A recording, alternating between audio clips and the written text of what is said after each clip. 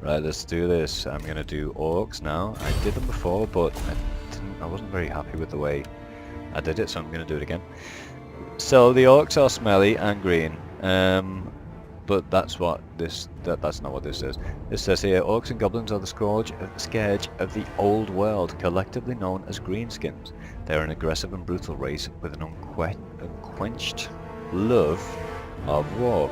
Orcs are built for violence, brutal bullying creatures of jutting jaws and hulking appearance. The Goblins, by contrast, are smaller but more cunning as they mob up in greater numbers. While the Greenskins have made lairs and ransacked dwarven holds, they can be found across the world, the majority residing in the arid Badlands, mainly fighting among themselves and occasionally coming together as a greater threat. Now, such an occasion is upon us, for Grimgor Ironhide comes south, guided by Gorfang Rotgut, the boss of Black Crag. Ironhide marches with his Black Orcs. Once Black Crag is his, surely the Badlands will follow, and then the other dwarf realms shall fall to his ever-growing war. And all while the Empire burns. This is what Gork and Mork demand. Please them and ensure the mobs shout the name Grimgor for the rest of time. It's too early to read this shit. Faction mechanics can only capture territory belonging to dwarves or other greenskin factions. Again, they've got this conflict with the dwarves, which is, I kinda like that. Fightiness. Armies have a fightiness rating which rises when fighting and raiding, and falls when inactive as a result of being defeated. Okay, cool, means you've got to stay active.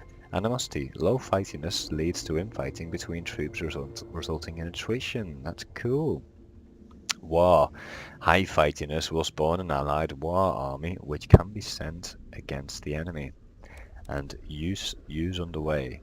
Armies can choose to use the network of underground tunnels to avoid impassable terrain and enemy armies. That is really cool. I like that a lot. Same as dwarves. I thought it would have been exclusive to dwarves, but you know, since they are fighting these guys, they've decided to go for it. Giant. I've seen this guy. He's huge. It's awesome. Armor piercing, anti-infantry, and causes terror. Shit ton of HP. Armor is 30, leadership 100. That's cool. Speed is quite slow. Melee attack 68. Melee defense is 30. Weapon strength is 530. So that's like the damage of armor piercing weapons mostly ignores the target's armor, making them the ideal choice against heavily armored enemies. They often inflict less damage in total though, making them less efficient against weakly armored targets. Okay. Alright, so it's true. I mean, his melee attack isn't ridiculous, but it goes through heavily armored units. Charge bonus of 40. It causes fear and it causes terror. A different being. This unit frightens all enemy units, reducing their leadership when nearby. It is also immune to fear. Fear penalties do not stack. And causes terror, making its melee target rout for a short time. Units that cause terror are immune to terror and fear themselves. Okay, so this guy's like just pretty scary and he doesn't give a fuck. Playstyle, large unit sizes, cheap unit upkeep, bonuses to income derived from raiding and sacking, and goblin units have brittle leadership, making them, you know, about as fickle as Hillary Clinton. Limited technology tree, they cannot trade, and limited economic buildings. Initial challenge is normal. Okay, let's continue. Oh, sorry, I didn't look at the other guys. The Doom Diver Catapult, which is a guided projectile. It's not a suicide bomber. It would have been nice if it was. Very crap. Range is 400 though, which is awesome. And the missile damage is 152. So these guys are very, very weak. You know, fickle. What's the word I'm looking for? Yeah, they're just weak. They'll get battered if they actually get into some combat. And they've only got a tiny amount of ammo of 22. That's ridiculous. But the range is great and the damage is really very good as well. Pretty good. Okay, a Ragnarok Spider. This is awesome. Armoured, armour piercing and poison attacks. Okay, I wonder if you've got like a large unit with say 50 units in, 50 models in, if this would attack each single model individually, or whether it would give the whole unit poison damage. Probably the whole unit. Armor is very resistant, a lot of HP. Compare that to the giant, he's got no armor, so this guy is much more resistant than the giant. Leadership isn't as good as the giant. Speed is higher than the giant's. Melee attack and poison.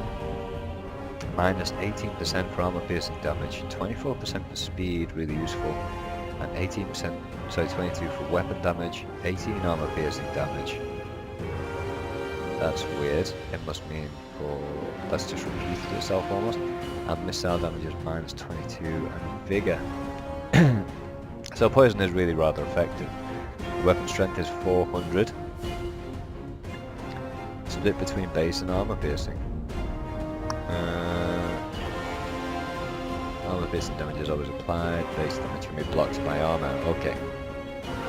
So the attack is 54. And the missile damage, wow, it's got missiles, okay. In a range of 70, so it's very close range, but pretty close range. 200 ammunition. That's awesome. Okay, I like that guy. I think I've done this bit, so let's go through. And the faction leader is Grimgore Ironhide. Details of this: powerful melee fighter and leader. The Immortals banner, which buffs a unit of black orcs in his army. Okay, so we can use black orcs or bow boys, which seem to be shock cavalry, yeah. And a catapult. So this is the same as the humans, just, you know, same stuff. Description: no one knows much about Grimgore before he staggered out of the blasted waves with the Immortals, his bloody-minded bodyguard. They were tired and hungry, but were black orcs nonetheless, and particularly hard ones at that. Even for a black orc, Grimgore's thirst for war was exceptional. If a day went by without a blade, Grimgore was known to start camp-decimating arguments. His one good eye blazing with eagerness to find fault and start a good scrap. 2 days without a battle, and Grimgore would smite anything he could reach, save perhaps his fellow black orcs. Who knows what would happen if 3 days without battle ever occurred? Even scarred veterans tremble just to think of it. This unquenchable thirst for battle is a sign that marks out a war boss for leadership, a sign that the orc is favoured by Gork, in a bulking black orc with unmatched fighting skills and ferocity. It has marked out Grimgore for greatness and the prophet and harbinger of Gork. Cool. And his mate Green Eye here looks as if he's been sat on. Yeah, he looks as if he shouldn't actually be able to, you know, walk or speak. But anyway, that's the number 2. Yeah. Cool.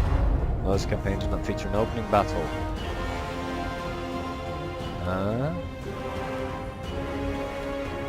Okay. I thought it did.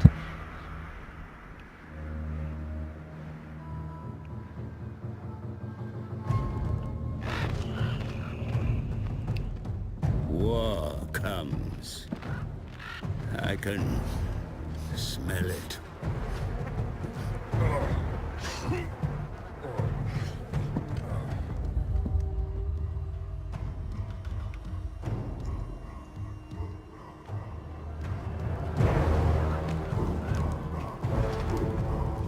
The old world teeters on a blade's edge, but a steadying hand may yet save it. Is that my role? Alas, nothing is grand. I am merely a humble advisor to Grimgore Ironhide, the most brutal of black orcs. Even that bestial intellect recognized a use in me.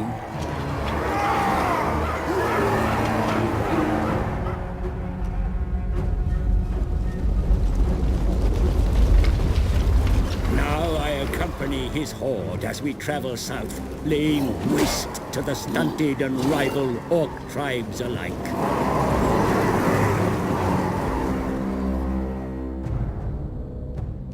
deep in the Badlands. Gorfang Rotgut, master of Black Crag, challenges his superiority.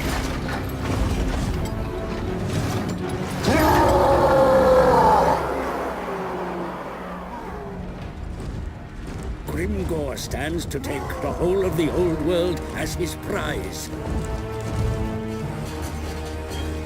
So you've got infighting, and then obviously you've got this fighting with First, the he must vanquish with the Rotgut dwarves. and take Black Crag as his new capital.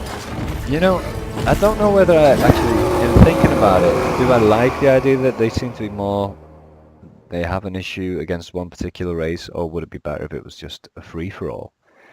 I'm just wondering how this campaign's going to play out, and, you know, with that. Are the other units just going to be really kind of, the other faction's going to be weak and just kind of be on the side and not really have much of a plan or a direction, or are they going to, you know, be part of the game? Is yours, my brutal It looks lord. awesome. The Badlands beyond lay open for conquest. This area is dominated by tribes of inferior greenskins. On the plains to the west, Rotgut's red fangs mass against you, angry at the loss of their stronghold. Proving your utter superiority over Gorfang should be your first calling. Right, I am gonna head on to the Vanquish the Red vampires. Fang and tribes of lesser Hope you've orcs enjoyed it. flock Cheers. to